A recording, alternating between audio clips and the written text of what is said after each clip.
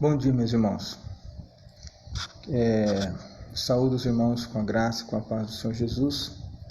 Nós vamos começar mais uma devocional no livro do profeta Daniel nessa manhã. Espero que todos tenham tido uma boa noite de sono, de descanso, de restauração das energias físicas, para que possamos, desenvolver esse dia. Bom dia, Paulo. Bom dia também, Natália. Os irmãos estão chegando. Que Deus assim nos abençoe. Vamos orar, irmãos, e começar então nossa devocional, ok? Senhor Deus, Pai Todo-Poderoso, é em nome de Jesus, o Teu Filho, nosso Senhor e Salvador, que nos colocamos ante Ti esta manhã, gratos pela noite de descanso, pela restauração das energias e pelo dia que se abre diante dos nossos olhos com uma possibilidade, Deus, enorme de ações que possamos realizar para a manifestação da Tua glória e ao mesmo tempo para a nossa maturidade na presença do Senhor. Faz-nos, ó Deus, atentarmos para a história bíblica, para a Tua palavra, para que por meio dela possamos não só aprender o que os antigos fizeram, mas aquilo que nós devemos fazer, ó Deus, em nossos dias. Obrigado por tudo, Pai. Sabemos que é o Senhor quem dirige nossa história, o Senhor quem dirige a história do mundo.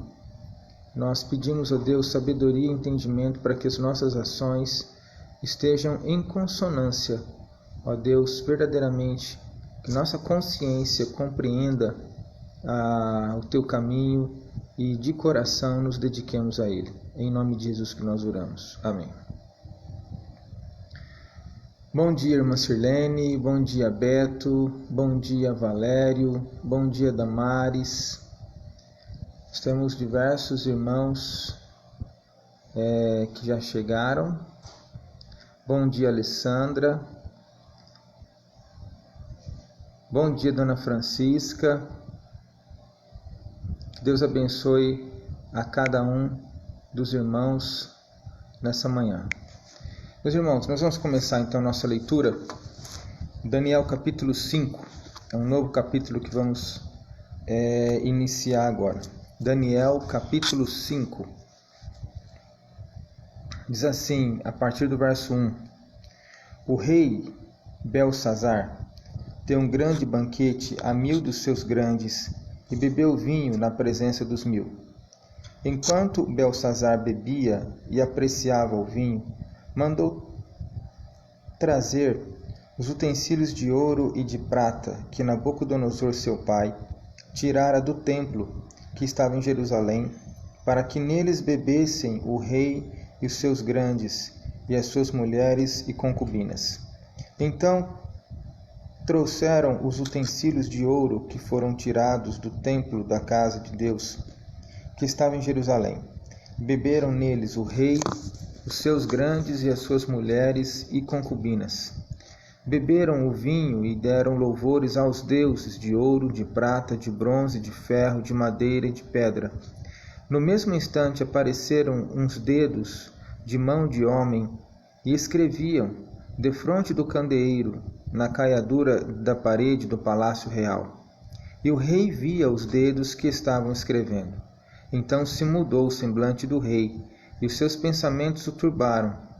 As juntas dos seus lombos se relaxaram, e seus joelhos batiam um no outro. O rei ordenou em voz alta que se introduzissem os encantadores, os caldeus e os feiticeiros. Falou o rei e disse aos sábios da Babilônia: qualquer que ler esta escritura e me declarar a sua interpretação será vestido de púrpura, trará uma cadeia de ouro ao pescoço e será o terceiro no meu reino. Então entraram todos os sábios do rei, mas não puderam ler a escritura nem fazer saber ao rei a sua interpretação.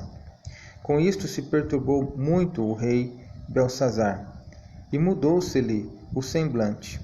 Os seus grandes estavam sobressaltados. A rainha-mãe, por causa do que havia acontecido ao rei e aos seus grandes, entrou na casa do banquete e disse: Ó rei, vive eternamente. Não se turbe os teus pensamentos, nem se mude o teu semblante. Há no teu reino um homem que tem o espírito dos deuses santos. Nos dias de teu pai se achou nele luz e inteligência e sabedoria, como a sabedoria dos deuses. Teu pai, o rei Nabucodonosor, sim, teu pai, ó rei, constituiu o chefe dos magos, dos encantadores, dos caldeus e dos feiticeiros. Porquanto espírito excelente é conhecimento, inteligência, interpretação de sonhos, declaração de enigmas e solução de casos difíceis se acharam neste Daniel, a quem o rei pusera o nome de Beltesazar. Chama-se, pois, a Daniel, e ele dará a interpretação. Então Daniel foi introduzido à presença do rei. Falou o rei e disse a Daniel: És tu aquele Daniel dos cativos de Judá, que o rei, meu pai, trouxe de Judá? Tenho ouvido dizer a teu respeito que o espírito dos deuses está em ti, e que em ti se acham luz, inteligência e excelente sabedoria. Acabam de ser introduzidos à minha presença os sábios e os encantadores para lerem esta escritura e me fazerem saber a sua interpretação, mas não puderam dar a interpretação destas palavras. Eu, porém, tenho ouvido dizer de ti que podes dar interpretações e soluções, e solucionar casos difíceis. Agora, se puder ler esta escritura e fazer-me saber a sua interpretação, será vestido de púrpura, terás cadeia de ouro ao pescoço e serás o terceiro no meu reino. Então respondeu Daniel e disse na presença do rei: Os teus presentes fiquem contigo, e dá os teus prêmios a outrem. Todavia lerei ao rei a escritura e lhe farei saber a interpretação. Ó rei, Deus o Altíssimo deu a Nabucodonosor teu pai o reino e grandeza, glória e majestade. Por causa da grandeza que lhe deu, povos, nações e homens de todas as línguas tremiam e temiam diante dele. Matava a quem queria, e a quem queria deixava com vida. A quem queria exaltava, e a quem queria abatia. Quando, porém, o seu coração se elevou, e o seu espírito se tornou soberbo e arrogante, foi derribado do seu trono real, e passou dele a sua glória. Foi expulso dentre os filhos dos homens, e o seu coração foi feito semelhante aos dos animais. E a sua morada foi com os jumentos monteses. Deram-lhe a comer erva como aos bois, e o orvalho do céu foi molhado seu corpo, até que conheceu que Deus, o Altíssimo, tem domínio sobre o reino dos homens, e a quem quer constitui sobre ele. Tu, Beltesazar, que és seu filho, não humilhaste o teu coração, ainda que sabias tudo isto, e te levantaste contra o Senhor do céu, pois foram trazidos os utensílios da casa dele perante ti, e tu e teus grandes, e as tuas mulheres e as tuas concubinas bebestes vinho neles. Além disso, deste louvores aos deuses de prata, de ouro, de bronze, de ferro, de madeira e de pedra, que não veem, nem ouvem, nem sabem, mas a Deus em cuja mão está a tua vida e todos os teus caminhos, a ele não glorificaste. Então da parte dele foi enviada aquela mão que traçou esta escritura. Esta, pois, é a escritura que se traçou: Mene, Mene, Tekel e Parsim. Esta é a interpretação daquilo.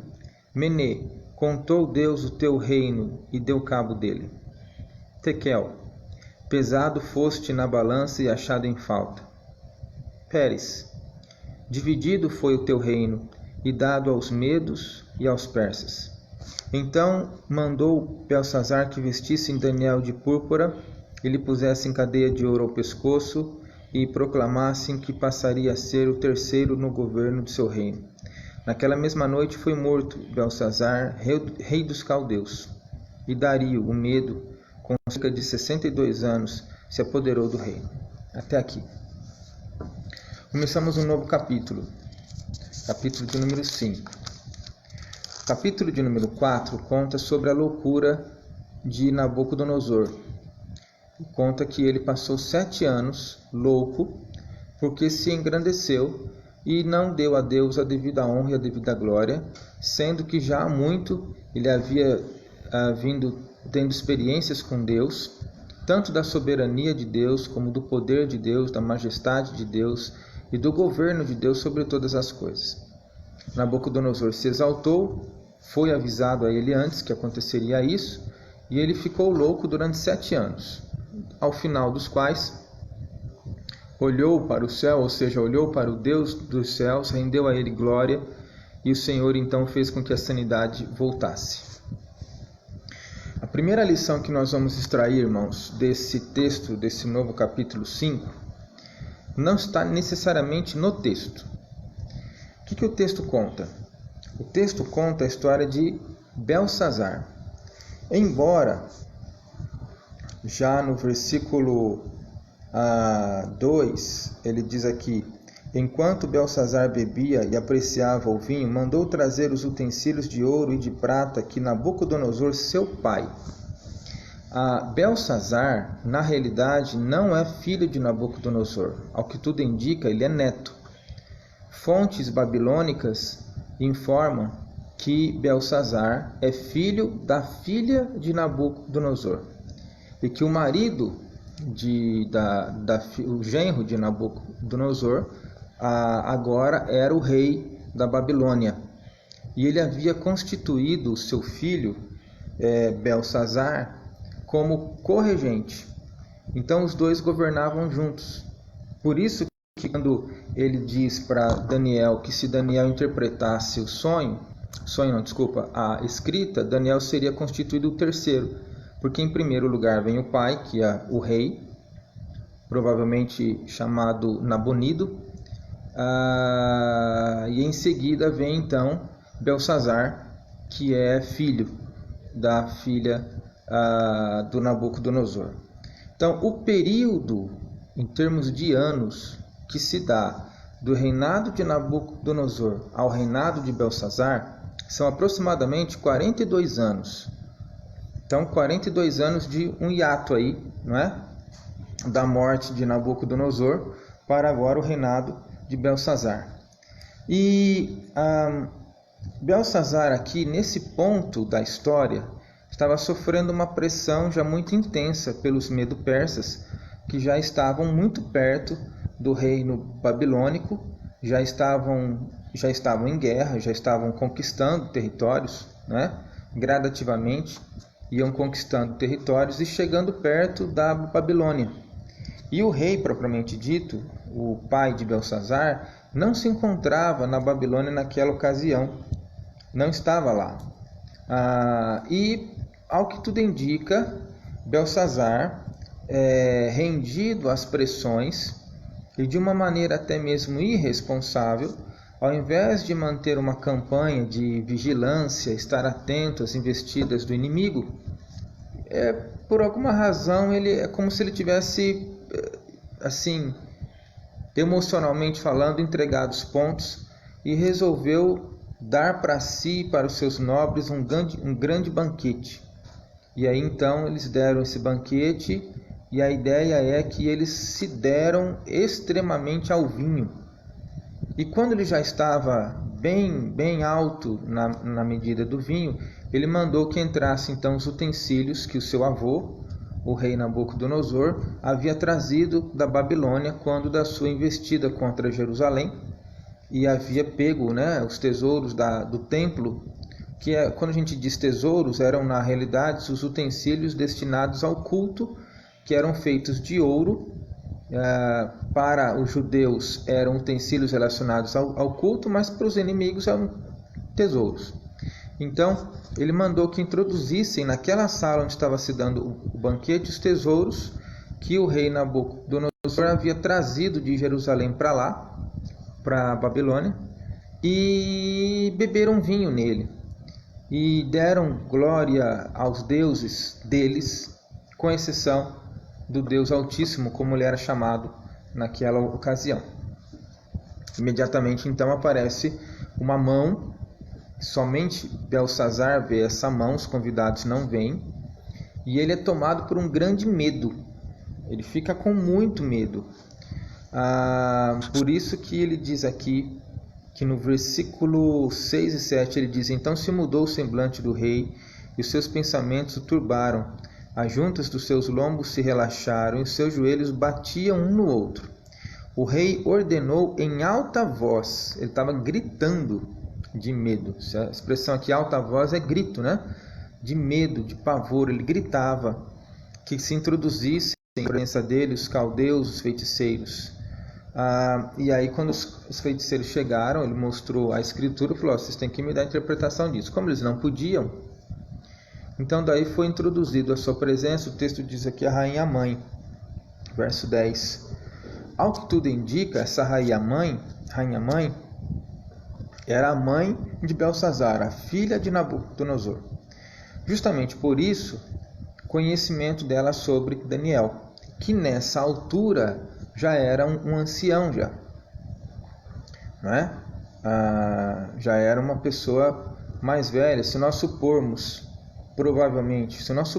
que quando Daniel chegou no reino, ele tinha uns 20 anos, vamos dizer assim, e já se passou 42 anos do reinado da morte de Nabucodonosor, a gente não sabe quanto tempo se deu da chegada de Daniel até a morte de Nabucodonosor. Mas vamos fazer uma conta a grosso modo. Se de Nabucodonosor a Belsazar são 42 anos, então, e vamos supor que Daniel chegou à Babilônia com 17 para 20 anos, ele já tinha mais de 60 anos. Então ele já era um ancião não é?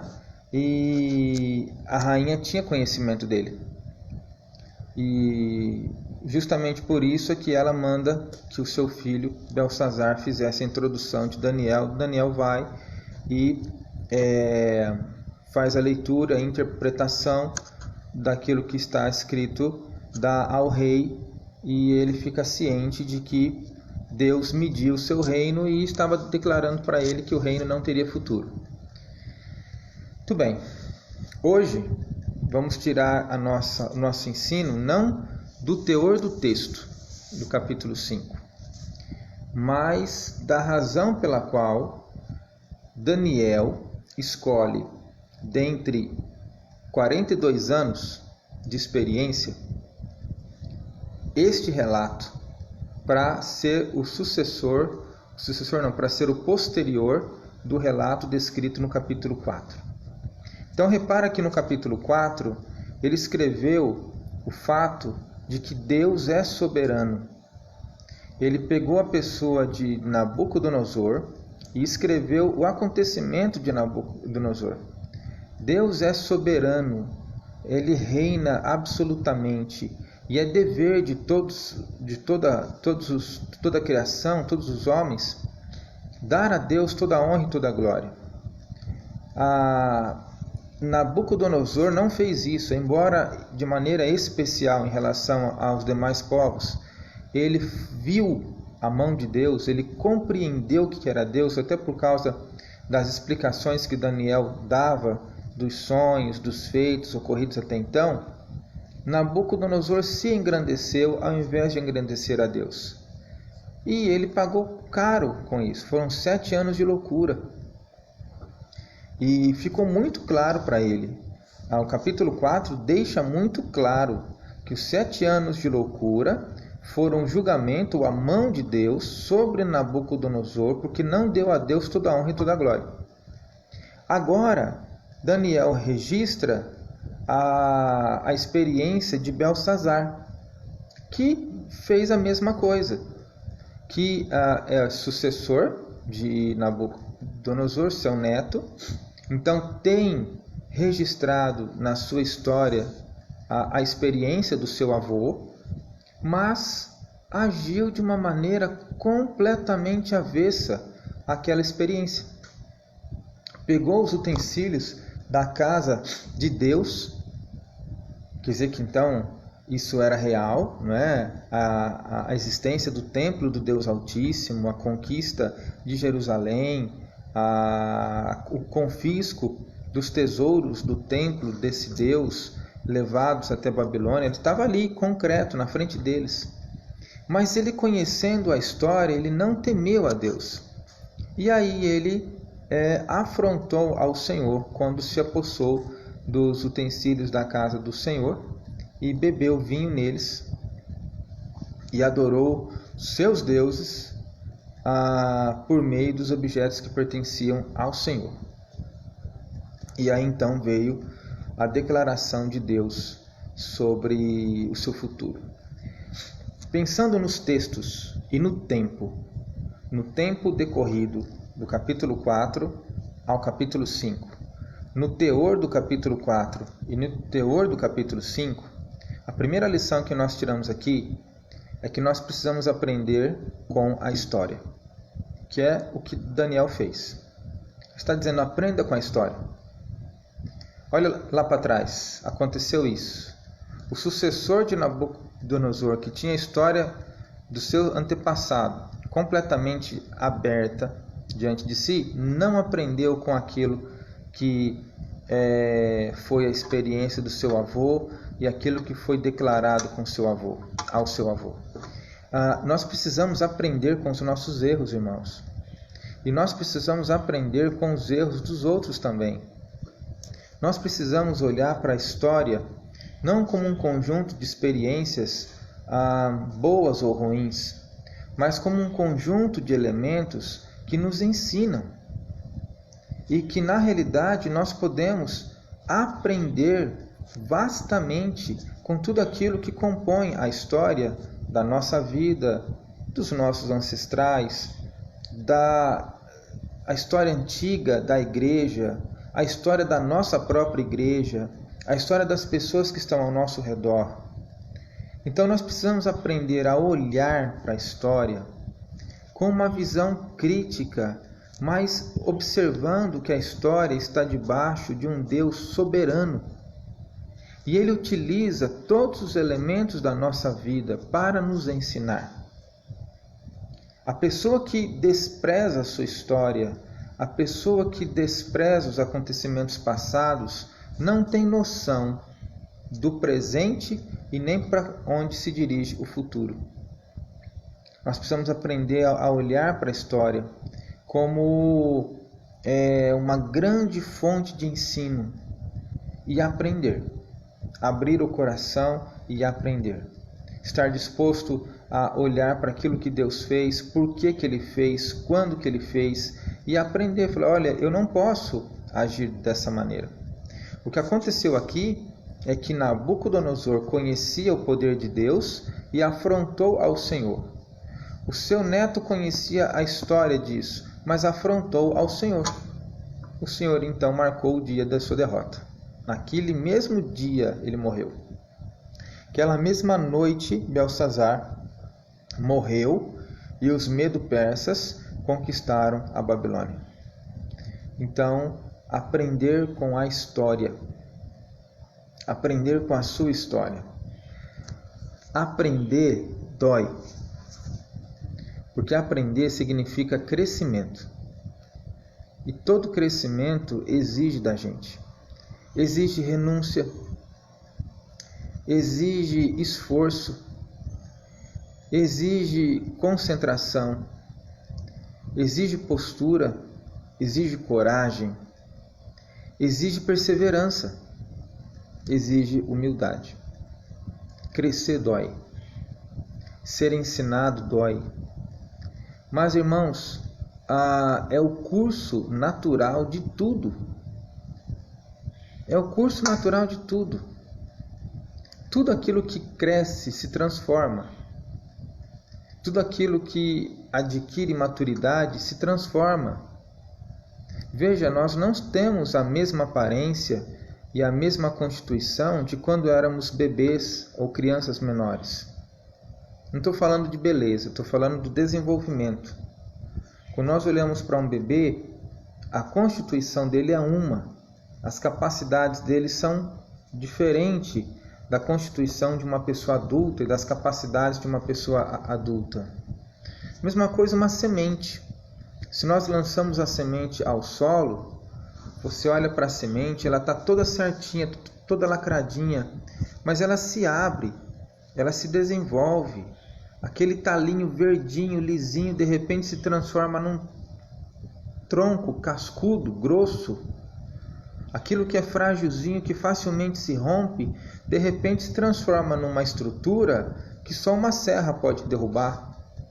A força humana não desarraiga mais.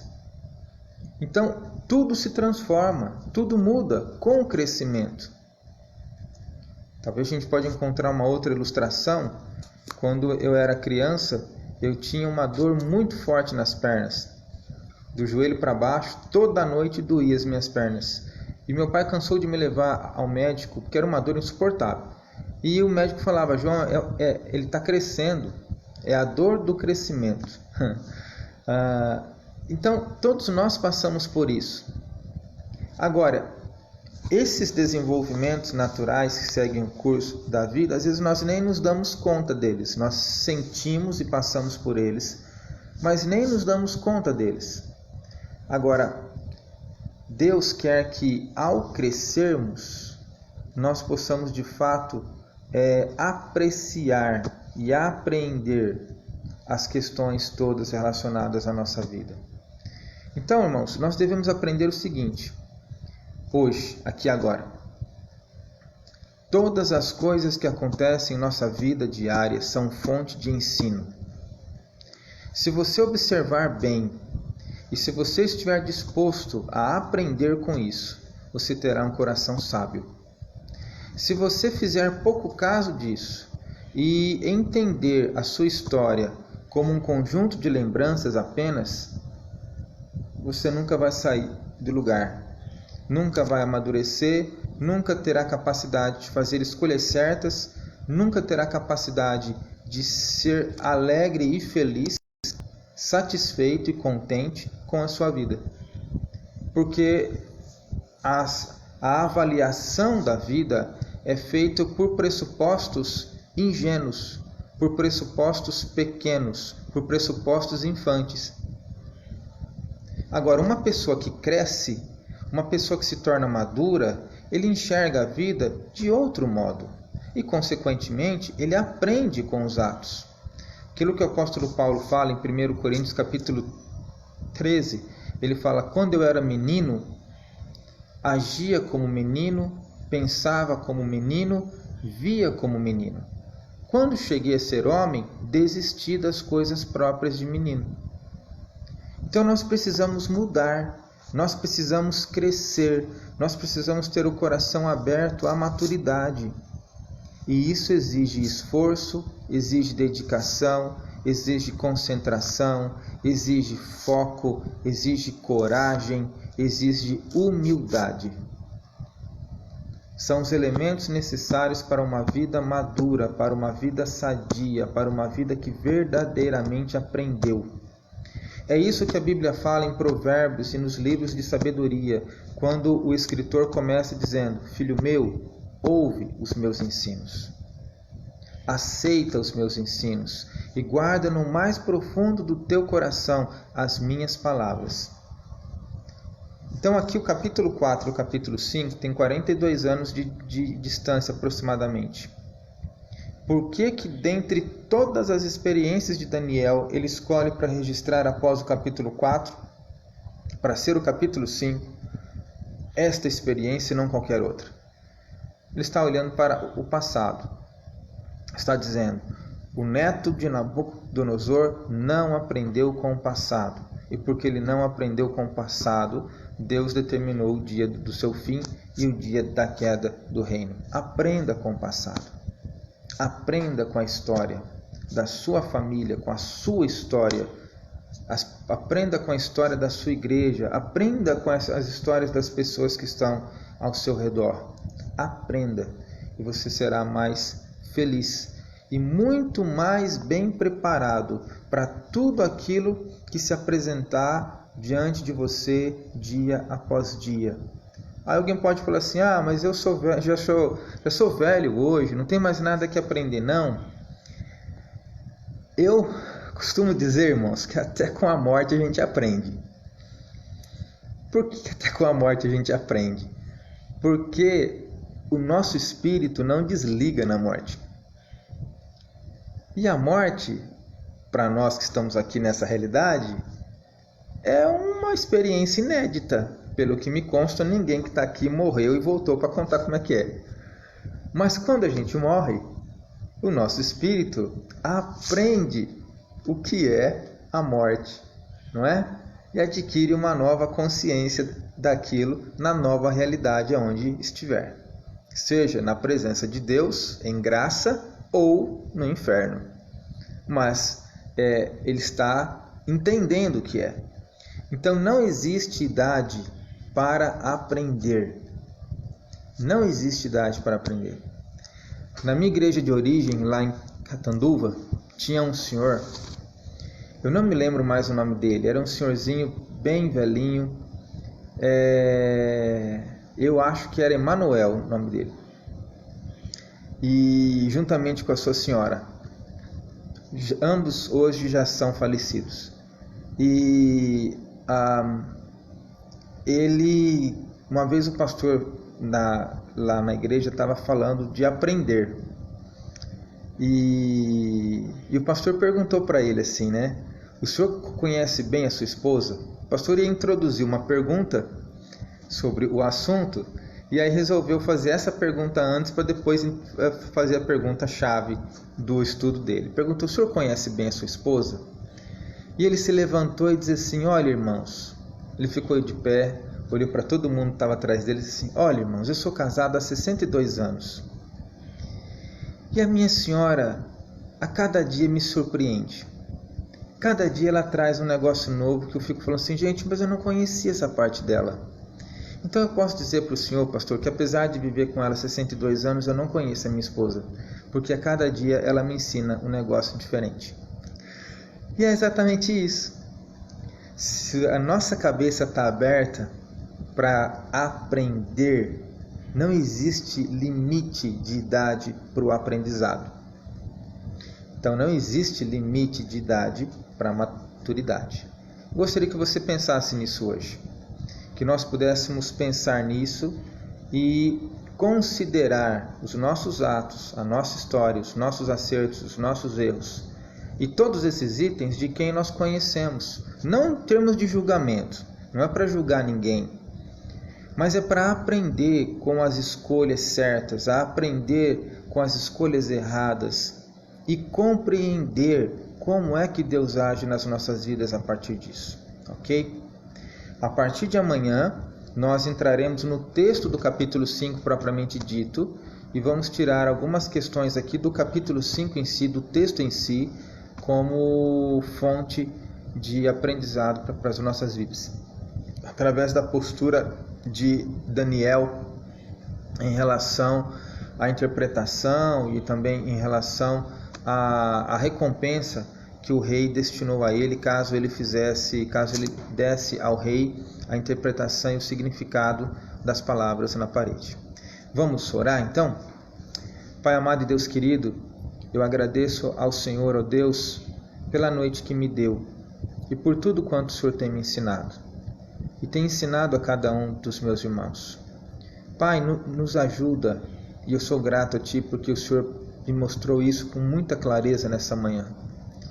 Nos ajuda a compreender, ó Deus, o nosso passado, a nossa história.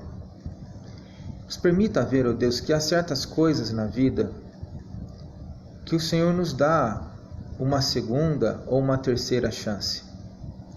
Mas que essas chances, elas são baseadas agora.